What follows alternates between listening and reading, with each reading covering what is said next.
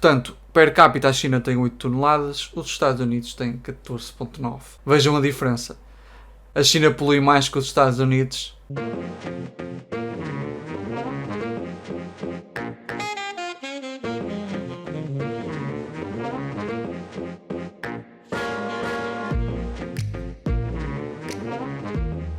Nós agora vamos reagir aqui a umas declarações de Carlos Guimarães Pinto, um liberal português, sobre mudanças climáticas, sobre ambientalismo, sobre o quão o capitalismo é ou não lesivo para o ambiente. Mas antes de continuar com o vídeo propriamente dito, peço-vos por favor que coloquem gosto neste vídeo ou nesta live, ok? Coloquem gosto no vídeo quando ele sair em recorte. Peço também que comentem e subscrevam o canal se ainda não subscreveram. Sabem que não têm de comentar algo relacionado com o vídeo propriamente dito, podem apenas comentar aquilo que comeram ontem, que séries é que andam a ver, que animes é que andam a consumir, que jogos é que andam a jogar, que empreendimentos culinários é que andam a tentar na cozinha, enfim, uma série de coisas. Também todas as minhas redes sociais estão na descrição e as minhas formas de financiamento estão na descrição. Carlos Guimarães Pinto vai-nos falar um bocadinho de ambientalismo e se o capitalismo é ou não prejudicial para o ambiente. Os recursos naturais e os recursos ambientais, o que não quer dizer que qualquer outro sistema alternativo tivesse mais cuidados com o meio ambiente. Olhamos para a União Soviética, que obviamente não era capitalista, e o seu método de produção era bastante mais penalizador do ambiente do que o método capitalista das sociedades ocidentais. A China também? A China igualmente. O que eles fazem é como é um sistema que não consegue produzir. A China também. Então o Carlos Guimarães Pinto está-nos a dizer, basicamente, que a China é mais poluente que os Estados Unidos. A China é mais poluente que os países capitalistas ou que os principais países capitalistas.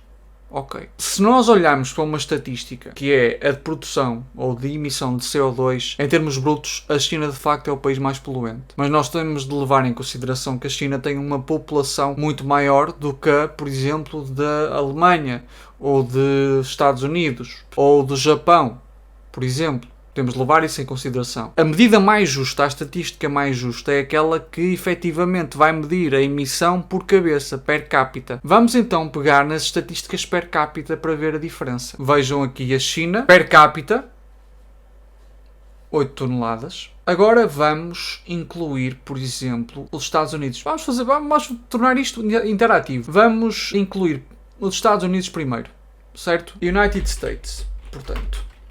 Vamos comparar com a China per capita. Portanto, per capita a China tem 8 toneladas, os Estados Unidos têm 14,9. Vejam a diferença. A China polui mais que os Estados Unidos. Os Estados Unidos, se calhar, é um exemplo muito óbvio, não é? Os Estados Unidos são um exemplo muito óbvio. Vamos então, se calhar, para a Alemanha. Eu vou aproximar mais um bocadinho. Vou adicionar Germany, Alemanha. A Alemanha polui tanto como a China. Vou, por exemplo, incluir o Japão.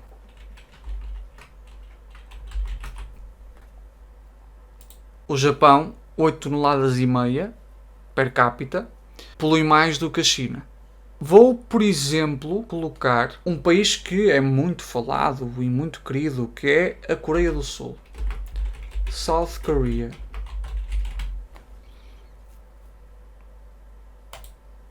Olhem a diferença da Coreia do Sul para a China.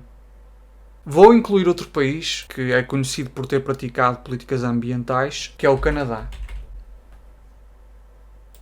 Per capita, emite muito mais CO2 que a China. A China é o país mais poluente. Veem como importa utilizar as medidas justas. Veem como se pode mentir com estatísticas. De facto, a China, que é um país extremamente populoso, em termos brutos polui mais que os Estados Unidos. Mas per capita polui muito menos. Polui quase metade per capita dos Estados Unidos. Percebem o quão importante é? Façam as vossas observações. É a China que efetivamente polui mais. Mas agora nós também podemos ver quem é que é neste momento o país que investe mais em energias renováveis, por exemplo, a energia solar. Portanto, temos China, Vietnã, Malásia, Índia, Estados Unidos, Coreia do Sul, Tailândia, Europa no geral, Taiwan, Canadá. Quem investe mais em energia solar ou produção de energia solar neste momento é a China. Ora bem, vamos ver quem é que investe mais em clean energy? A China é quem tem investido mais, ou quem tem aumentado mais o investimento em clean energy, energias renováveis. Vocês podem ver. Portanto, vamos agora continuar a ouvir. Produzir tanto. E ele não produzir tanto, portanto não consumiu tanto os recursos naturais. Portanto, quem diz isso, a premissa de base é que para não consumir recursos naturais temos de ser todos pobres, não é? Existe um sistema alternativo que produz e garante-nos o mesmo tipo de consumo, mas que não prejudica o ambiente. Isso não existe. Ok. Então quer dizer basicamente que o Carlos Guimarães Pinto está a dizer que ou polui mais na tentativa de produzir mais, ou não polui tanto porque não consegue produzir tanto como o capitalismo. É interessante. Meus amigos, eu não vou dizer que a União Soviética e a China durante um período ali não poluíram bastante. Poluíram. Poluíram bastante por uma razão específica. Foi o facto de que se industrializaram muito rápido. A China era fundamentalmente um país agrário, o país mais pobre do mundo, argumentavelmente, e num período de 40 anos industrializou-se muito. Nesse período fez muita porcaria com o ambiente e, aliás, o próprio Partido Comunista Chinês assumiu que realmente foi irresponsável em termos ambientais. Da mesma maneira, a União Soviética passou em muitos sítios do arado para estar a competir na corrida espacial com os Estados Unidos num espaço de 40 anos. Estávamos a falar de um império que estava muito atrasado. Ou seja, ao passo que os Estados Unidos tiveram 150 anos, se calhar, para a sua revolução industrial, a China teve 40, compreendem? E é óbvio que neste período vai poluir muito, porque vai evoluir muito rápido. Agora, a ideia de que, e tal, mas produziam menos,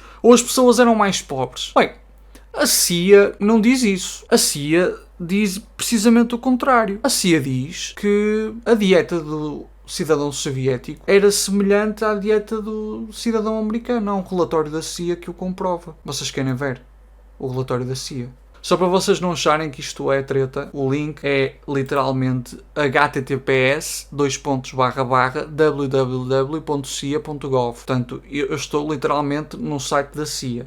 Okay? American and Soviet citizens eat about the same amount of food each day, but the Soviet diet may be more nutritious. Portanto, isto é um relatório de 8 de janeiro de 1983. Os americanos e os cidadãos soviéticos comem mais ou menos as mesmas calorias, a mesma quantidade de comida, mas a dieta soviética pode ser mais nutritiva. According to a CIA report released today, both nationalities may be eating too much for good health. Ambas as nacionalidades devem estar a comer demasiadas calorias para uma boa saúde. De acordo com a CIA, a Central Intelligence Agency, um cidadão soviético consumia cerca de 3.280 calorias por dia, ao passo que um cidadão americano 3.520. Depois, basicamente vai dizer que na União Soviética produtos baseados em grão são 44% da dieta, açúcar 13%,